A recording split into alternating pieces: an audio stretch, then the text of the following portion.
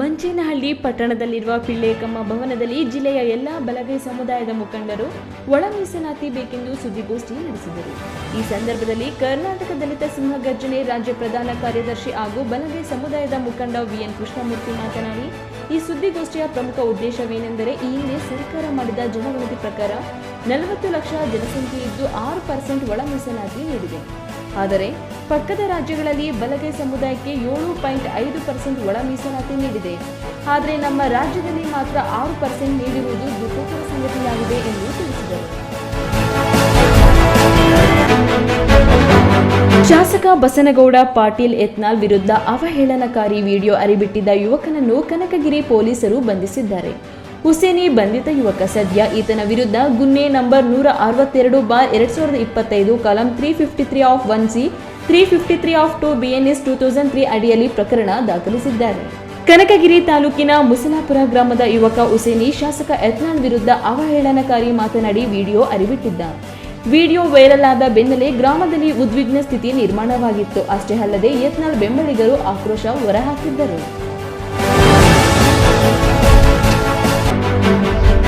ದೇವನಹಳ್ಳಿ ಪಟ್ಟಣದ junior college ಮೈದಾನದಲ್ಲಿ ಹಮ್ಮಿಕೊಂಡಿದ್ದ ಜೆಡಿಎಸ್ ಸಮಾವೇಶವನ್ನುದ್ದೇಶಿಸಿ ರಾಜ್ಯ ಜೆಡಿಎಸ್ ಯುವ ನಾಯಕ ನಿಖಿಲ್ ಕುಮಾರಸ್ವಾಮಿ ಮಾತನಾಡಿ, ನಿಮ್ಮೆಲ್ಲರ ಸಹಕಾರದಿಂದ ಈ ಕಾರ್ಯಕ್ರಮ ಯಶಸ್ವಿಯಾಗಿದೆ.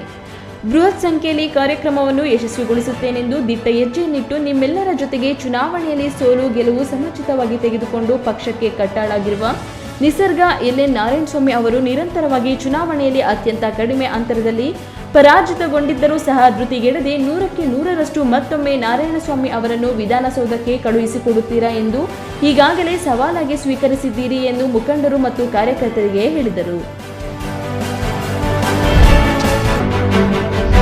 ಗೌರಿಬಿದನೂರು ನಗರದ ತಾಲೂಕು ಕಾನೂನು ಸೇವಾ ಸಮಿತಿ, ವಕೀಲರ ಸಂಘ, ಮಹಿಳಾ ಮತ್ತು ಮಕ್ಕಳ ಅಭಿವೃದ್ಧಿ ಇಲಾಖೆ, ಜಿಲ್ಲಾ ವಿಕಲಚೇತನರ ಹಾಗೂ ಹಿರಿಯ ನಾಗರಿಕರ ಪುನರ್ವಸತಿ ಕೇಂದ್ರ ವತಿಯಿಂದ ಆಯೋಜನೆ ಮಾಡಿದ್ದ ಹಿರಿಯ ನಾಗರಿಕರಿಗೆ ಕಾನೂನು ಅರಿವು ನೆರವು ಕಾರ್ಯಕ್ರಮವನ್ನು ಆಯೋಜನೆ ಮಾಡಲಾಗಿತ್ತು.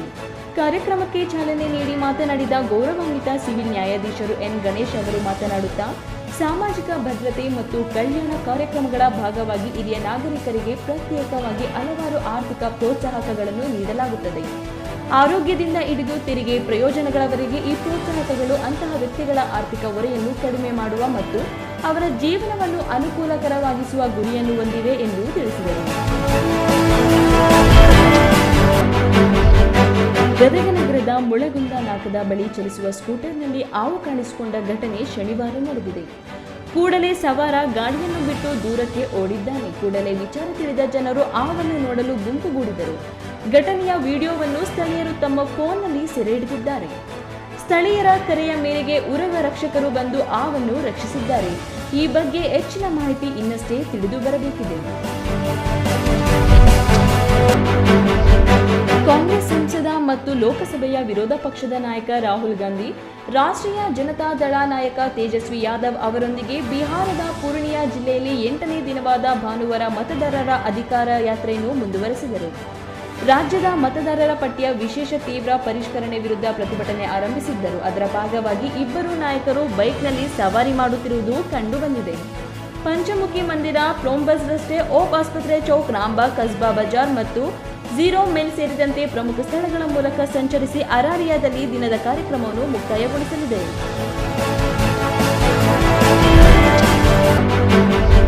ಆಸ್ಪತ್ರೆಯಲ್ಲಿ ಸಮಯಕ್ಕೆ ಸರಿಯಾಗಿ ಚಿಕಿತ್ಸೆ ಸಿಗದೆ ಮೃತಪಟ್ಟ ನವಜಾತ ಶಿಶುವಿನ ಮೃತದೇಹವನ್ನು ಚೀಲದೊಳಗೆ ಹೊತ್ತು ತಂದೆ ಡಿಎಂ ಕಚೇರಿಗೆ ತೆರಳಿರುವ ವಿಡಿಯೋ ವೈರಲ್ ಆಗಿದೆ.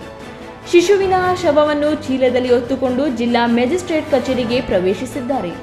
ತಕ್ಷಣ ಪ್ರತಿಕ್ರಿಯಿಸಿದ ಜಿಲ್ಲಾ ಮ್ಯಾಜಿಸ್ಟ್ರೇಟ್ ಆಸ್ಪತ್ರೆಯನ್ನು ಸೀಲ್ ಮಾಡಲಾಗಿದೆ ಮತ್ತು ಸಂಪೂರ್ಣ ತನಿಖೆ ಆರಂಭಿಸಲಾಗಿದೆ ಎಂದು ದೃಢಪಡಿಸಿದರು.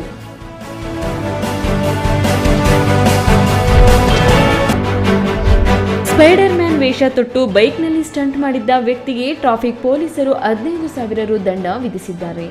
ಸಂಚಾರ ನಿಯಮ ಉಲ್ಲಂಘನೆಗಾಗಿ ದಂಡ ವಿಧಿಸಲಾಗಿದೆ. ಹೆಲ್ಮೆಟ್ ಧರಿಸಿದರೆ ಬೈಕ್ನಲ್ಲಿ ಅಪಾಯಕಾರಿ ಸ್ಟಂಟ್ ಮಾಡಿದ್ದಾರೆಂದು ಆರೋಪಿಸಲಾಗಿದೆ.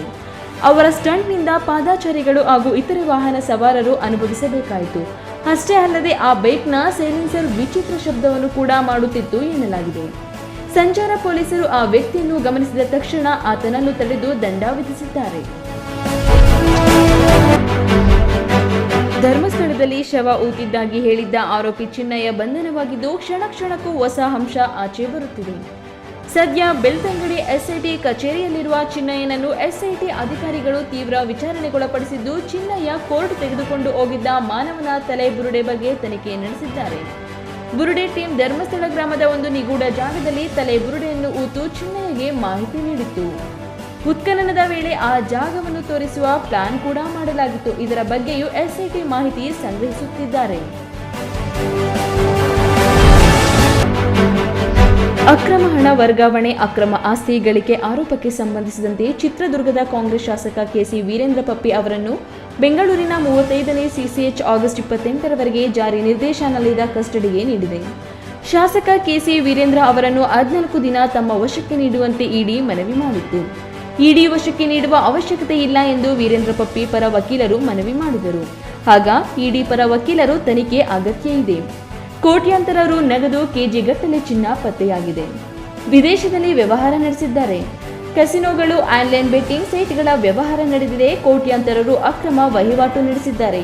ಈ ಬಗ್ಗೆ ವಿಚಾರಣೆ ಅಗತ್ಯ ಇದೆ. ಹೀಗಾಗಿ 14 ದಿನ ವಿಚಾರಣೆ ನಡೆಸಲು ಅವಶ್ಯಕತೆ ಇದೆ ಎಂದು ಇಡಿ ಪರ ವಕೀಲರು ಮನವಿ ಮಾಡಿದರು. ಎರಡೂ ಕಡೆಯ ವಾದ ಆಲಿಸಿದ ನ್ಯಾಯಾಧೀಶ ಸೈಯದ್ ಬಿ ರೆಹಮಾನ್ ಅವರು ಆಗಸ್ಟ್ 28ರವರೆಗೆ ಇಡಿ ವಶಕ್ಕೆ ನೀಡಿ ಎಂದು ಆದೇಶಿಸಿದ್ದಾರೆ.